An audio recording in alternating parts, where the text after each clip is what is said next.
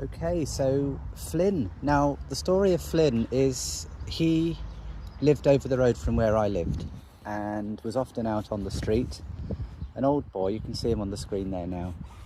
And I first started this whole thing I call the Catnip Project about a year and a half ago when I moved back to Penzance.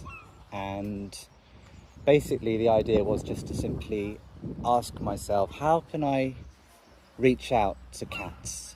Domestic cats. That was it. I realised, hey, they really love catnip. And then I thought most people don't actually utilise catnip that much with their cats. So I thought, okay, well, so I started to develop a catnip finger glove and all these things now. And that's later developed into simply just having a spray which you can put on your glove or on your sleeve or shoe. But it was more than that. And then it developed into interspecies communication. Someone recommended an Anna Brayton-Barg video, and that led me into Penelope Smith, and then realising that interspecies communication is a real thing, and so it's developing very nicely. So it's been about a year and a half. But Flynn was the first one who I would see when I'd head out most mornings, and then when I came back. So I'd see Flynn more than the other cats, and was chatting with his pet humans. Now Flynn vanished after about maybe 8 months of me seeing him. He vanished, and his pet human said to me, well, we guess he just went off into a bush to die. You know, he was obviously close to the end. So I thought, yeah, that sounds about right. They do that, don't they? The conscious ones just quietly go off and die, and it's nice that you think, yeah, he knew. Anyway, I was like, yeah, well, that was a good life. He didn't, they didn't know, they took him in. I can't remember the story, but they didn't know when he was born or how old he was or anything. I think he said a lady died, and so they took him in. His owner died. Anyway, I woke up at 5:30 this morning and thought, I don't want to get up right now, so I went back to sleep and had a dream, and there was Flynn. And Flynn was trotting towards me, and it was very, very real. And I crouched down and said, hello, Flynn. Now, Flynn had the same meow, meow, meow, like that, like how we would always meow. Very strong lungs on Flynn. And his hair was slightly shorter than it is now. And so in the dream, I was very conscious of the fact that, oh, you're supposed to have died. And it was like, in the dream, it wasn't that I was thinking to myself, oh, so you didn't die. It was more a question of realising in the dream that I was in another reality, no less real, but that I was somehow accessing a Flynn who was around. Like I say, slightly shorter hair, but it was definitely Flynn.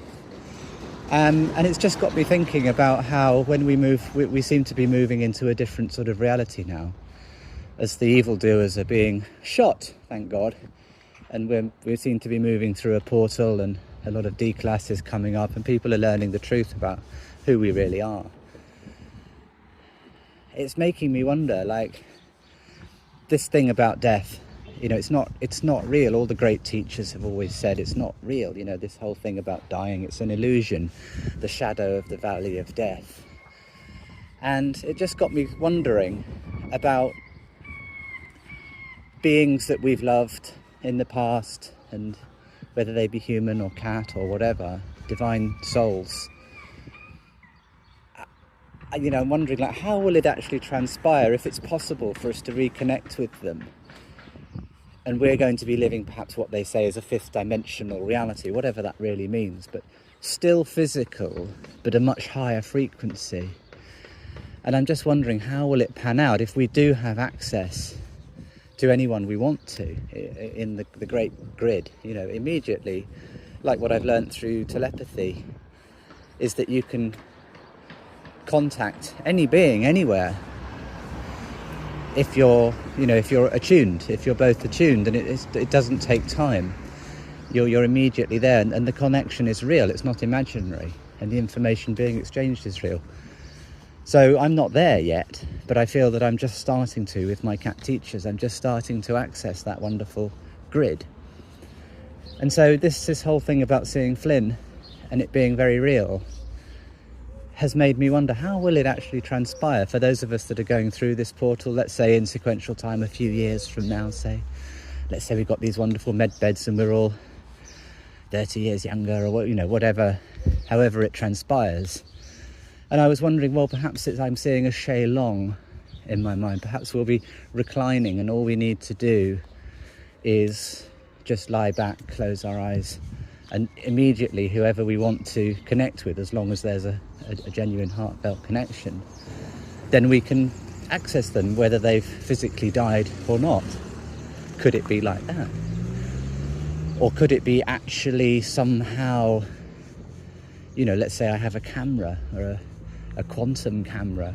Could there be video footage of me simply crouching down and Flynn just precipitating out of the ethers and actually being there for this quantum camera to catch? So it's all very interesting stuff. I just thought I'd make a little montage video of my beloved Flynn, an old soul. I think Jan said he's an old soul. A wonderful cat, and let's see what the future brings.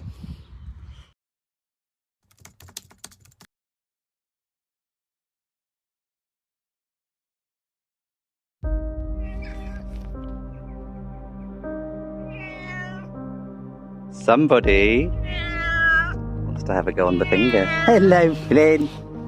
Hello, darling. How are you today, Poppet? 19 years old. Flynn is 19 years old, and he is the official spokesperson for the Catnip Foundation.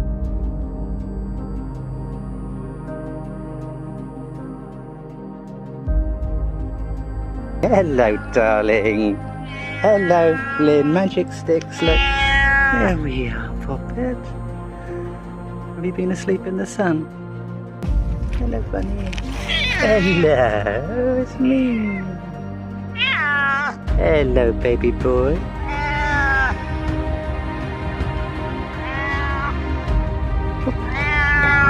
Morning. There. Hello, darling. There we are.